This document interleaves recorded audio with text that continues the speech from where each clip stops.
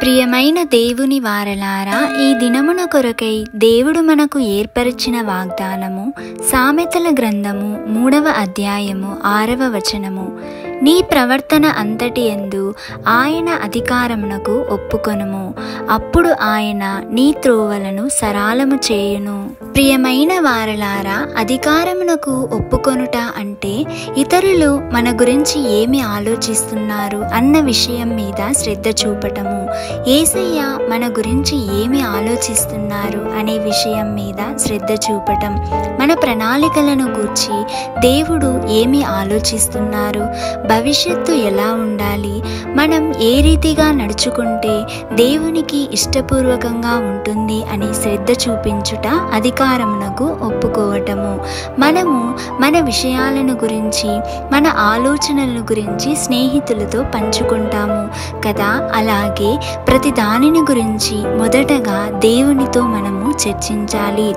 పరిశుద్ధ గ్రంథములో మనము చూస్తాము కదా, దేవుడు అబ్రహామును నా స్నేహితుడు అని పిలుస్తున్నాడు. సొదొమ గొమొర్రాలకు వ్యతిరేకంగా దేవుడు నిర్ణయించిన నాశనమునకు గురించిన తలంపును దేవుడు అబ్రహాముతో పంచుకున్నారు. అబ్రహాము కూడా దేవునితో సంభాషించి నాశనము చేయవద్దని బతిమాలినప్పుడు దేవుడు అంగీకరించాడు. అబ్రహాము దేవునితో తనకున్న సంబంధాన్ని బట్టి ఆ రీతిగా ప్రార్థించగలిగాడు. అలాగే మనము కూడా ఆయన స్నేహితులుగా ఉంటే దేవుడు నీతో నాతో కూడా తన హృదయాన్ని, మన పట్ల తాను కలిగి ఉన్న ఉద్దేశాలను, తలంపులను పంచుకుంటారు. నీ జీవితంలో ఏమి సంభవించినా ఆ సమయంలో నీవేమి చేయాలో అర్థం చేసుకునే శక్తిని ఆయన నీకు అనుగ్రహిస్తాడు. భవిష్యత్తుకై సిద్ధపరిచి నడిపిస్తాడు. నీవు తెలుసుకోవాలన్న ప్రతి దానిని గురించి ఆయన మనకు అర్థమయ్యే విధంగా విశ్వాసముతో, నమ్మకముతో అడిగినప్పుడు అర్థం చేసుకునే శక్తిని అనుగ్రహిస్తారు. కాబట్టి మన ప్రవర్తన అంతటి యందు దేవుని అధికారమునకు ఒప్పుకొనే వారిగా మనందరము ఉండాలని ప్రార్థిస్తాము. ప్రార్థన.